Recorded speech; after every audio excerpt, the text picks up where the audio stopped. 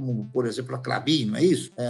Só as terras que a Klabin tem vale, acho que 5 vezes mais o valor de mercado que ela tem. Vocês viram o aporte que eu fiz em Klabin no último vídeo aí do Café ao Milhão, né? Você consegue perceber, inclusive, que a gente fez um aporte muito assertivo, já ganhamos 10% aí de valorização em um curto espaço de tempo, tem um mês e meio, né? E agora saiu o resultado trimestral da Klabin, então a gente vai destrinchar esse resultado da Klabin e eu vou te contar muita coisa aqui que muitas pessoas não prestam atenção na Klabin. Tem muita gente que acha que ela é só uma competidora da Irani, da Suzano e que na real tá longe disso aí, tá? Então, primeira coisa que eu quero que você faça neste mês agora. A gente tá iniciando o mês e você tem agora um mês perfeito para aprendizagem. Por que eu tô te falando isso? Porque eu vou trazer aqui no canal análise das empresas. Quando você entra aí no Google, digita o seguinte, ó, agenda de resultados do segundo trimestre de 2024. Aí você entra nesse site aqui e você vai ver quais são as empresas que vão soltar resultados trimestrais agora, neste momento. E aí você consegue perceber que, pô, a gente já fez a análise de Vale aqui, agora eu vou fazer a de Klabin. Vai ter análise de todas essas empresas aqui, ó. A Irani soltou seus resultados, dá pra gente comparar também. Olha a Taesa, vai soltar no dia 5, Bradesco vai soltar no dia 5. Olha, BB Seguridade vai soltar no dia 5. Olha o tanto de empresas que a gente vai ler aqui no canal. Então, se você quer aprender, conforme você vai aprender, se você gostar do vídeo de hoje, se gostar. Se não gostar, não deixa o like, não se inscreve. Inclusive, vai no comentário e fala assim, pô, esse canal aqui é só enrolação, não ensina nada. Agora, se você aprender, você fala, pô, vou honrar esse cara aí do jeito que ele tá me honrando, deixa o like no vídeo, se inscreve no canal, compartilhe pra alguém que você sabe que investe e deixa o comentário aí, esse canal é brabo, beleza? Então, primeira coisa que a gente faz pra poder ler um relatório é entrar no RI da empresa. Pra você entrar no RI da empresa, é só se digitar o nome da empresa com uma palavrinha mágica, 2 letrinhas mágicas na frente, que é RI, relação com os investidores. Então, ó, KLBN4 RI. Aí vai ter aqui já Klabin RI. E aí você entrando nessa página aqui, você já vai ver aqui central de resultados do segundo trimestre, né? Então tem o release, tem o ITR, tem a planilha de apoio e a apresentação de resultados. Eu vou te mostrar muito documento, tá? Todos esses documentos aqui eu vou te mostrar, mas a gente vai começar pela apresentação de resultados. Então vamos comparar o que aconteceu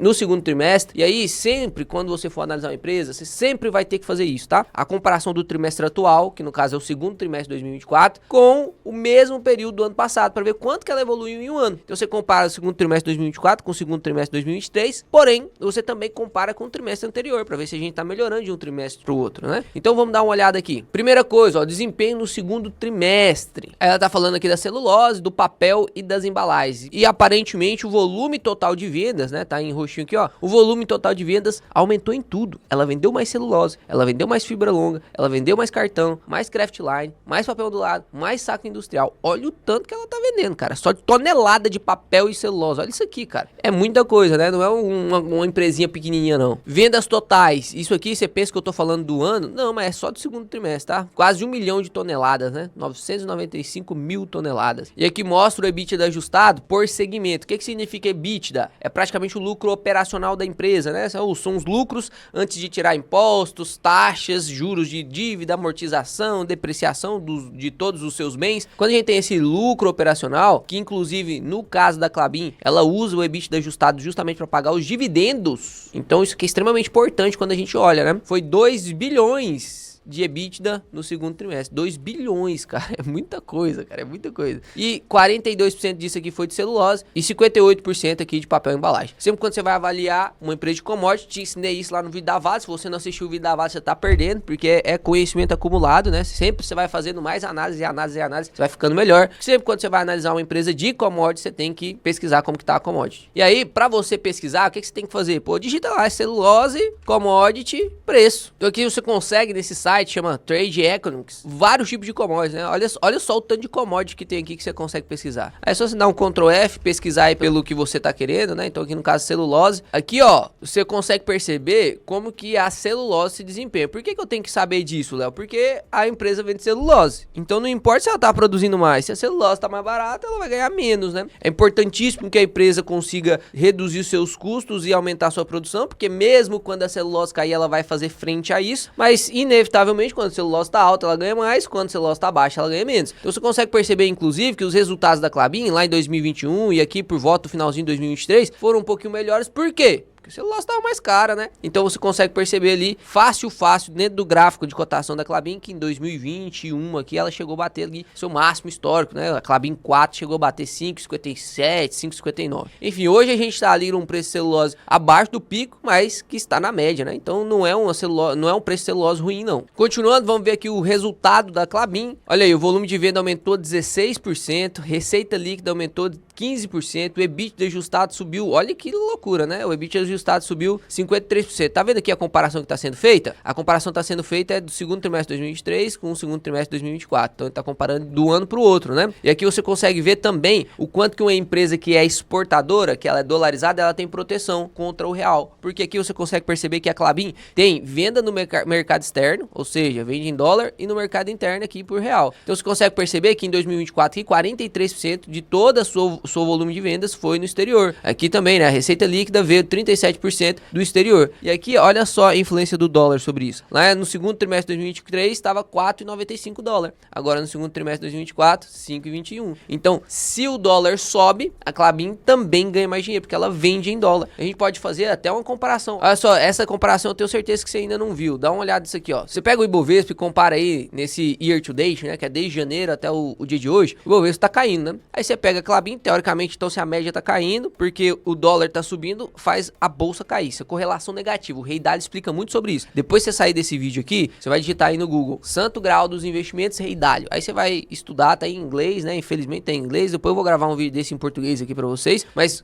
a correlação negativa protege muito sua carteira. Inclusive, você investir lá no exterior, uma parte do Kraken, que é o E de Exterior Stocks, ela está na carteira justamente para fazer correlação negativa com o Brasil. Quando você vê o dólar subindo aí no último ano, você vê a bolsa caindo. Só que, o que aconteceu com a Klabin nesse ano? Subiu 11%. Ou seja, a Klabin, ela tá descolada, né? Não é que ela faz totalmente uma correlação negativa com a bolsa, porque ela também tem mercado interno, mas ela consegue sim se destacar um pouquinho da média aqui, porque ela faz venda no externo. Então ela te protege um pouquinho, é um pouquinho de correlação negativa. Não é em 100% do seu volume de venda, não é em 100% da sua receita, mas ela consegue fazer também uma diferença, beleza? Principalmente por causa da variação do dólar. Então descendo aqui, olha só, subiu o EBITDA ajustado, que é da onde veio o nosso dividendo, e eu já vou te mostrar onde você acha isso. Você consegue perceber que lá no segundo trimestre de 2023, então, teve muito menos dividendo, né? Provavelmente nossos dividendos vão subir 50%. A gente vai fazer essa conta. Outra coisa que a Klabin é genial é nos investimentos para aumento de tecnologia. Léo, mas como assim? É uma empresa que exporta celulose. Pois é, celulose parece que é um negócio muito básico, né? Que é só pegar a madeira ali e converter em celulose. Só que a maneira como você faz isso, pô, a Klabin consegue fazer de maneira muito mais tecnológica do que muitas outras empresas. E ela investe muito nisso, né? Tem Puma 1, Puma 2, Projeto Figueiredo agora. E você consegue perceber isso através do custo da caixa. Quanto mais ela diminui esse custo da caixa, mais você consegue perceber que esses investimentos que ela tá fazendo para que seja mais eficiente, para que tenha menos custo, tá dando realmente resultado. Porque a Klabin, ela chegou num ponto onde agora talvez não seja mais possível ela aumentar tanto assim a receita dela. E para uma empresa aumentar o seu lucro, ou ela sobe a receita pra caramba, e aí o lucro sobe junto, só que vai chegar um momento em que você não vai conseguir mais subir a receita tanto assim. E aí, quando você chega nesse ponto, que é o ponto que, na minha opinião, eu acredito que a Klabin está, ela começa a fazer corte de custo. Porque aí, se ela corta o custo, o lucro vai aumentando. Então, por isso que ela tá adquirindo fazendas aí absurdas, né? Com tanto eucalipto, tanto pinho aí, justamente para poder reduzir o seu custo da madeira. Mesma coisa aqui, né? Fazendo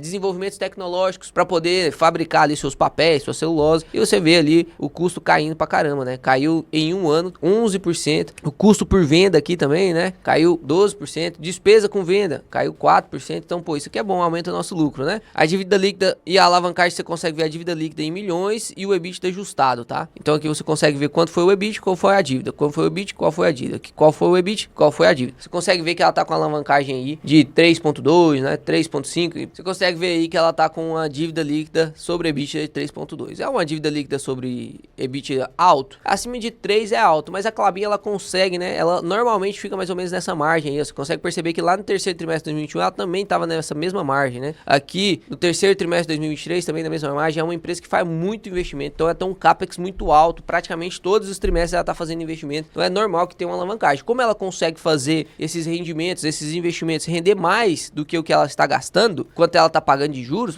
faz sentido, né? Então sim, né, se essa dívida líquida sobre o EBITDA continuar aumentando, passar 4, 4,5, 5, começa a ficar preocupante, mas no patamar que está, tranquilo. E você consegue ver o cronograma de pagamento e amortização dessa dívida, ó, robusta justa posição de caixa e perfil da dívida alongado. O caixa de 1,2 bilhão para pagamento do projeto KIT. Tá? Então, essa posição do caixa aqui, ó, 1,2 milhões, aqui tá 12, né, mas é milhão. Então, 1,2 bilhões é para esse projeto KIT que eu vou te explicar sobre ele, tá? Essa, inclusive, é uma coisa que quase ninguém tá percebendo. E aí você consegue perceber que a dívida é bem realmente alongada, né? Até 2027 não tem nenhum problema. 2028, 2029 tem aqui essa dívida mais alta ali na moeda estrangeira, só que eles com certeza já vão fazer mais caixa aí por conta disso. Os proventos todo mundo gosta, né? O dividendo yield vai se manter em 5,7 desde junho do ano passado para junho desse ano. E a política de dividendos já tá aqui, né? Alvo entre 15 a 25% do EBITDA ajustado. Quanto que foi o EBITDA lá? Ó? Vamos ver quanto que foi o EBITDA. O EBITDA foi de 2 bilhões e 52, né? 2,52. E eles pagaram quanto? 410 milhões. Então, dividido pelo total lá, ó, dá praticamente 20%, né? Então tá pagando 20%, não tá pagando 25%. Isso aqui é importante porque quando a gente for fazer o projetivo, a gente vai levar em consideração quanto de payout? 20% do EBITDA, né? A gente não vai levar em consideração 25%. Então você tem que sempre ver o quanto que eles estão pagando para poder fazer essa projeção de acordo com o que eles estão pagando. Então aqui tem a demanda de mercado, você consegue perceber que a maior parte aqui está em tendência de ou neutralidade ou de aumento de compra, né? Você vê aí que o Craftline tá com aumento de compra, o papel ondulado tá com aumento de compra aí. Então teoricamente vai continuar mais ou menos nos próximos trimestres, mais ou menos no que está acontecendo agora, né? Não tem nem baixa demanda, nem alta demanda, tá tudo ali na parte de neutralidade. E aqui ela faz um ajuste para quanto que tá vendendo de celulose, quanto tá vendendo de papel, né? Então celulose aumentou o volume de vendas, é o preço líquido, olha o preço líquido de fibra curta aumentou, mas o de fibra longa diminuiu. E o custo por caixa aqui diminuiu, né? Olha lá, no segundo trimestre de 2023 se gastava $265 por tonelada, agora tá gastando $231 por tonelada. Aí você pensa que é pouco, mas pô, ela fabrica 995 mil toneladas. Se tem $40 de economia por tonelada, cara, é $40 vezes 995 mil toneladas. Você entende a diferença que vai fazer isso aí no caixa da empresa? Corte de custo é muito eficiente também. Aqui fala sobre o papel, né? O papel cartão tá aumentando aí receita líquida, volume de venda, tá, o container board. Isso aqui é uma coisa, inclusive, que o Barsi fala, né? Que a diferença da Klabin é porque agora o mundo tá usando as caixas de papelão para poder transportar esses alimentos através dos barcos. Antes utilizavam containers, agora você consegue transportar isso em caminhão, em qualquer lugar, através dessas caixas de papelão, né? E realmente isso aí provavelmente vai mudar o futuro, né? Você não vai deixar de usar mais plástico, vai usar coisas que são mais biodegradáveis. O papel ondulado também aumentou o volume de vendas e esse foi o resultado da Klabin, né? Então, vamos dar um ponto aqui para passar para os outros documentos. Vou deixar minha conclusão deste relatório. Relatório bom, né? Não é um relatório, meu Deus, surpreendente, mas um relatório que veio, assim, satisfatório pra caramba, tá aumentando seu lucro, tá diminuindo o custo, tá conseguindo vender bem, tá tranquilo. O EBITDA aumentou 50%, top demais, tá pagando ali seus 20% de payout de dividendo, porque ela tá com um projeto bem grande aí, então com certeza ela não vai pagar mais do que 25%. Eu nem esperava que ela pagasse 25%, pagou 20%, foi melhor do que os 15%. Então, resultado top. Não é, meu Deus do céu, melhor resultado do mundo, mas também não é um resultado neutro, é um resultado bom, tá? E aí agora eu vou te contar uma coisa que pouca gente sabe da Klabin. Visita física, ela te proporciona um impacto muito mais assim, imponente e objetivo, né, daquilo que você está vendo. Porque você está vendo fisicamente o patrimônio da empresa. Eu visitei a Klabin também. Você também visitou a Klabin? E a Klabin é um negócio que ela está de graça, na minha opinião, né? Ela custa R$4, a ação preferencial. Está dado, na minha opinião, tá entendendo? Às vezes a gente fica impedido de comprar, não é isso?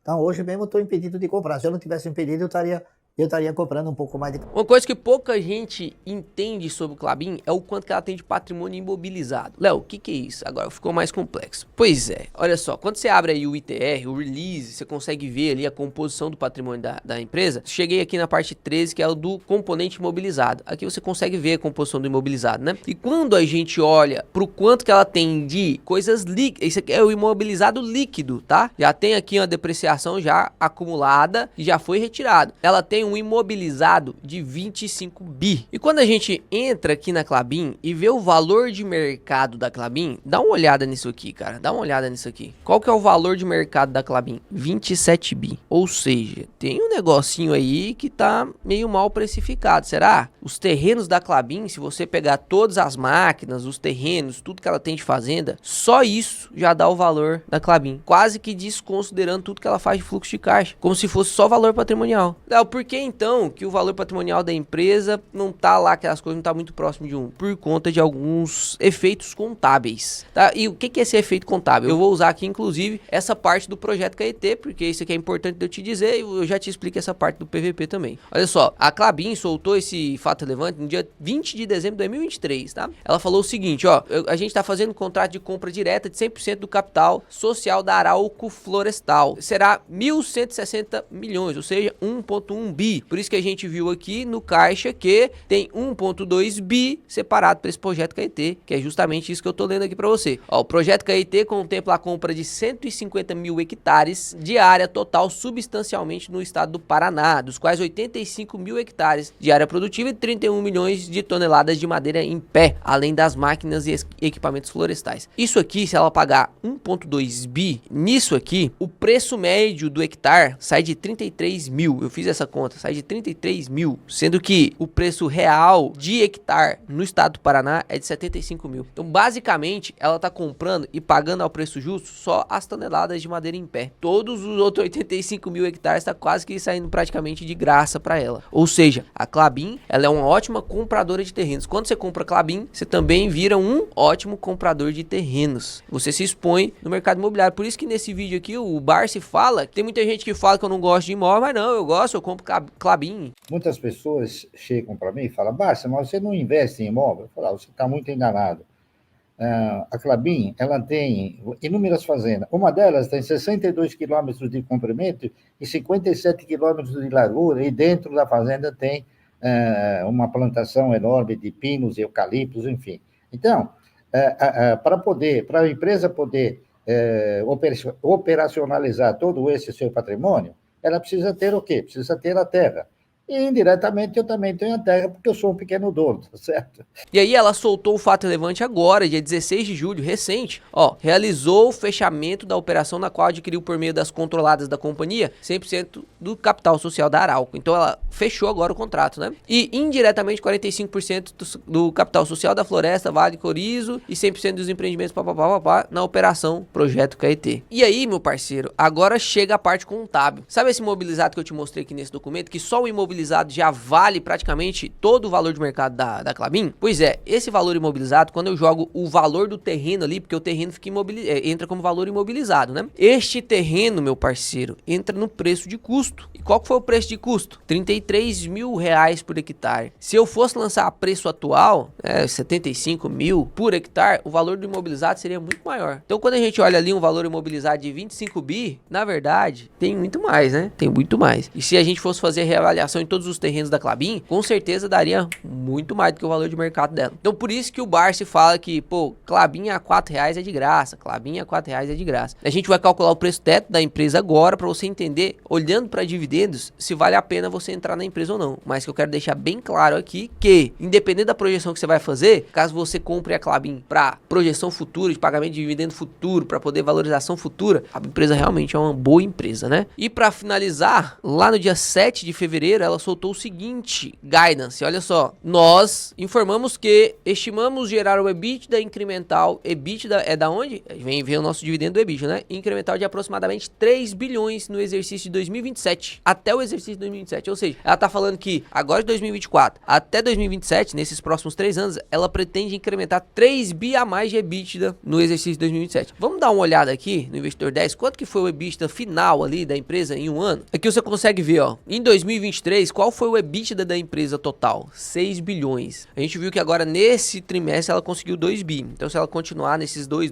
bi, vai dar 8 bilhões. Só que perceba aqui, eu vou até colocar 15 anos. Olha só, nos últimos 15 anos, o EBITDA maior que ela teve, olha isso, quanto cresceu, né? Quanto cresceu. Mas o EBITDA maior que ela teve foi em 2022, aquele momento em que a celulose estava valendo muito, deu lá 8 bilhão de EBITDA. E ela tá falando que ela vai aumentar em 3 bi esse EBITDA até 2027. Até 2027, pode ser que aconteça antes. Esse aumento do EBITDA aí de 3 bi, esse guidance aí, é 50% de aumento. Ou seja, a empresa entregou um segundo trimestre muito bom, tá entregando dividendo, não tá deixando de pagar dividendo, mesmo fazendo investimentos bilionários, tá fazendo um investimento bilionário absurdo, uma compra de preço médio de hectare ali muito boa no Paraná. Isso aqui tudo soma como valor para a empresa. Tá falando que vai multiplicar o EBITDA em 50% até 2027. Pô, então são várias projeções positivas que nos faz pensar se esse preço hoje tá barato ou não. Então Então agora a gente vai passar pro projetivo para você de uma vez por todas entender quanto que ela vai ter ali de pagamento de provento, beleza? Então vamos aqui para preço teto projetivo. Eu vou usar essa linhazinha aqui que tá vaga, tá? Então vamos lá, ó, KLBN 4. Vai carregar aqui o valor da empresa. Vamos colocar o payout 20%, né? A gente já viu que foi 20%. Léo, da onde você tirou esse 20%? Eu tô tirando aqui da própria conta que a gente fez, que ela pagou 410 milhões de um EBITDA de 2 bi, né? Então foi 20%, perfeito? Aí vamos projetar isso aqui pro resto do ano.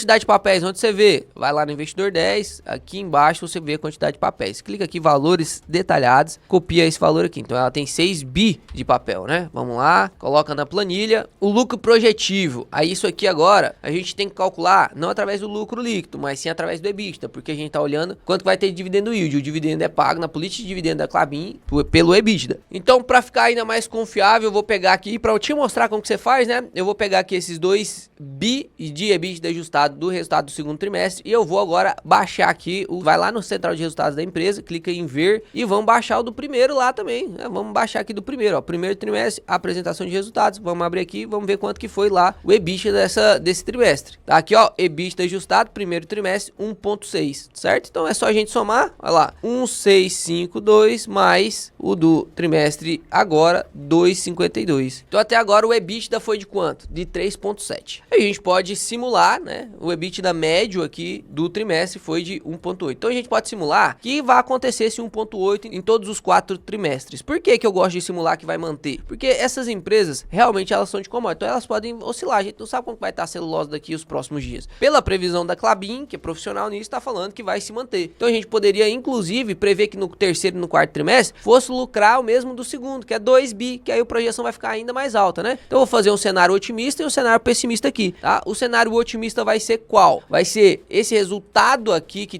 tivemos no segundo trimestre de 2,52 vezes 3, ou seja, desse trimestre e do terceiro e do quarto trimestre, mais o resultado do trimestre anterior ali, que foi o primeiro, de 1,652. Isso aqui é o resultado otimista. O resultado conservador seria eu pegar a média, porque eu já tenho de 2 trimestres, então eu pego a média. Num trimestre foi 1,6, no outro foi 2. Então eu pego a média, foi 1,8 e multiplico isso aqui por 4. Então esse aqui é o cenário conservador. E você pode pegar também um cenário pessimista, né? Pode pegar um cenário pessimista aí, colocando menos 10%, menos 5%, enfim. Como que a gente faz agora? A gente pega, vai lá na planilha e vamos colocar aqui o yield mínimo de 6%, conforme o Bazin preconiza. Vamos pegar aqui e vamos colocar primeiro o cenário otimista, 7.4 bi, né? 7.408. 7408, 123, 123, tá lá. Então, qual que seria o preço teto dessa empresa? Olha lá, o preço teto dessa empresa seria R$4. Ela tá custando 4,40, ou seja, a margem de segurança está 10% negativo, né? 10% negativo. Ah, Léo, mas é porque o payout tá de 20, depois o payout vai melhorar para 25. Bom, se o payout melhorar para 25, realmente sobe ali o preço teto para R$5. Mas, na minha opinião, por conta desses projetos que ela tá investindo, ela vai ter que juntar mais caixa para quitar a dívida, senão a dívida líquida vai aumentar muito. Eu acredito que ela vai reter um pouco mais em caixa. Você pode, inclusive, fazer o cenário pessimista, que é 15%, que ela tem essa permissão de pagar até 15%. E aí, ó, o preço teto fica R$3. Então perceba que a Klabin, para pagamento de dividendos, ela ainda não é o supra-sumo dos investimentos. Ela ainda não é, meu Deus do céu, a melhor pagadora de dividendos. Não é. Isso aqui não tem nem como te dizer. Ela não é a melhor pagadora de dividendos. Apesar dela pagar trimestral e te entregar uma frequência no pagamento de dividendos, ela paga pouco. Por quê? Porque ela tá investindo pra caramba. Não tem como. É por isso que os fundos imobiliários, eles precisam fazer subscrição para crescer, porque eles distribuem 95%, aí você vê, ó, pô, não tem como crescer. Tem que fazer subscrição, captar dinheiro para crescer. No caso das empresas, ela tem essa liberdade de distribuir o quanto ela quer dentro da política de dividendos dela, de 15% a 25%. Aí quando ela tá investindo mais, ela distribui menos. Quando ela tá investindo menos, ela distribui mais. Então eu acredito que a Klabin, daqui uns, talvez 5, talvez 10 anos, ela atinge uma maturidade suficiente para começar a pagar muito dividendo de verdade, né? Então, na minha opinião, ela não é uma empresa previdenciária ainda, mas ela é uma empresa de ótima oportunidade que vai fazer com que você se aposente tranquilamente no futuro. E se a gente pegar aqui, ó, Léo, aqui você colocou o cenário conservador, né? Vamos colocar o cenário otimista, que é 7.8 bi, né? Lá, 7.8 bi. Mesmo que a gente faça esse cenário otimista, se tiver 15% de pagamento, né, de payout, pô, o preço é 3,16. Se for os 20%, como foi agora, vai ficar de 4,21, ainda tá fora da margem, né? O preço teto tá estourado ali, né? Tá custando 4,40. E se tiver de 25%, aí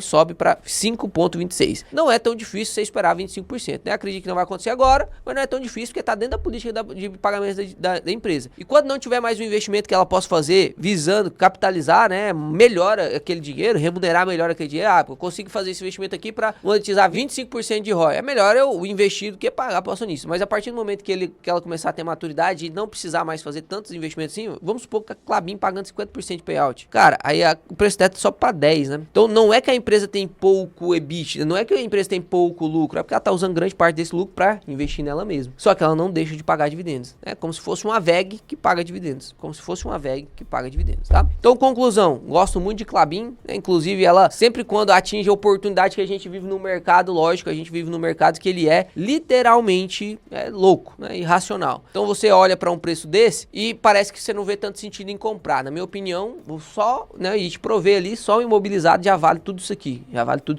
E mesmo assim as pessoas não compram. Por quê? Porque eles estão visando muito dividendo. E mesmo assim, às vezes o mercado deixa você chegar nessas oportunidades aqui e comprar a Klabin em R$3,99. Eu comprei nesse vídeo, se você quiser ver, até não tem tanto tempo assim que eu comprei a R$3,99. Você pode, claro, com a calma, esperar esses R$4, mas se você não se importa tanto com isso, porque a empresa, você já vislumbrou que a empresa é muito boa e que você tem medo, né, na verdade, de perder essa oportunidade, você pode entrar aí no preço que você quiser. O preço teto tá aí justamente para te instruir, para te mostrar, visando dividendos, qual seria o preço ideal. Espero que você tenha gostado desse vídeo. Se gostou do vídeo, deixa o like, se inscreve no canal e até o próximo vídeo, que será excepcional.